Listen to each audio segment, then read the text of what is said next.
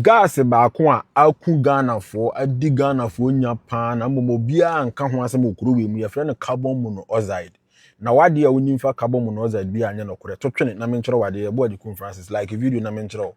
ye kasa carbon monoxide a yesiso ana na enim sɛ car to ntutu na efi wo ba no exhaust no ɛna carbon monoxide na mom enye always true ye fi wo ba na ye salt SOOT ana sɛ tar sɛ coal tar tar no neba utimi do sakosom na aye black or sana wahu Africa exhaust mu ba no carbon monoxide ho colorless odorless ye mfa ya ni hu carbon monoxide gas ye mfa ya huni nhua carbon monoxide gas no untimi fo wani hu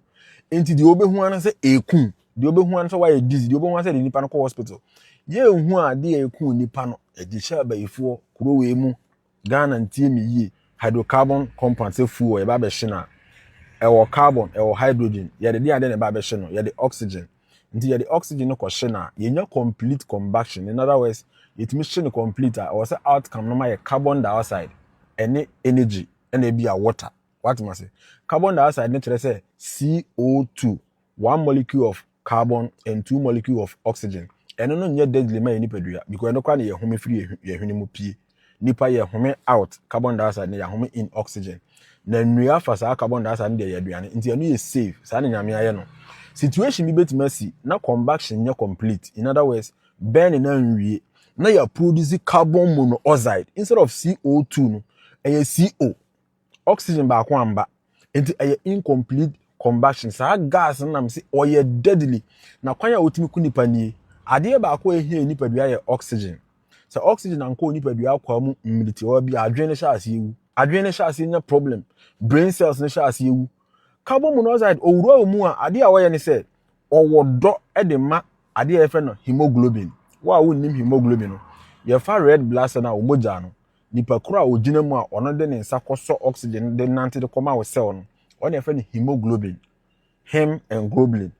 hem no iron component iron ho ne koso we no na sa carbon monoxide we no very high affinity for taba bi na oxygen kwhye no nti the oxygen wo moja no ko otimi ko pam oxygen no na kwhye wo tse oba bi akotena obi kunu nchen no otare obi kunu ho ye why na on why we no waso obi kunu mu 200 times. There is no hope for abutia for 200 bra mu ntimi why no that is carbon monoxide enti home so ntimi fa oxygen komo nipa aduane nti obi ahu de ayo maame ne ye aduane o say me wi aduane na me ho yambasa pa o ha papa nso basa me tie me stab you carbon monoxide poisoning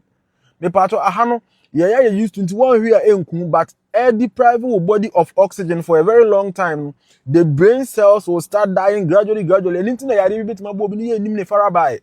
anything obi adwin bit ma nya problem ne nim ne farabai sources na carbon monoxide efiba no incomplete combustion koso no o so can do with them kese kwa na incomplete combustion bit me akoso especially so why in close place ni na oxygen timi wura mu yi a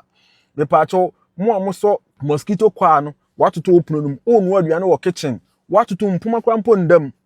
wo so ko potaso no open place wo soja mo soja wo sebi nkuro nketo mu no so no open place nkoye kitchen ko soja wo inside nkogina mu nya aduane nya dokono wo mu enye sa ku hu kakaka ye bo ye Kum Francis na beka wo ya tra mo wate like video na ye nto aso mo manya ska top plant akese mu fie mu so generators akese no making sure say the fumes no the free mobile incomplete combustion can happen into air kwa abonten me pato wo garage na spark your car empunu wo garage wo puru fa pia abonten asa incomplete combustion engine na fe na start me pato ebetime ma carbon monoxide gas na ye mfa ya ni hu ye mfa ya hwene nten ebeginam na ne nam kakra ka na nam fio se munyina mu wo fie na aton de bia nsie na munyina ma ya dizi ma ya bete obi a se da hu de asi a mon roche enko hospital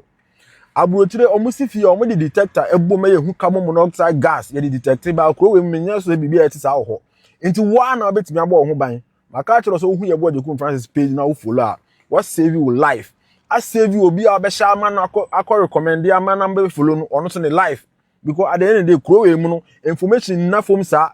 nti information na me ni nyina ebre no gradually ye nyina ba be hu ye be hu wi a ye betimi ase ho yare a eni kwase yare bi a ho eni aduro ebeba yeso media na yebo de Kum Francis me about medical scientist a self-taught trichologist into what person ogro wuti ogro obi e me na me hwe Ghana mo am wo dwene am person moto grey hair dash shampoo mo dwene no eye black enkeka mo atadim me na me ton fa me number na send me WhatsApp ana frɛ me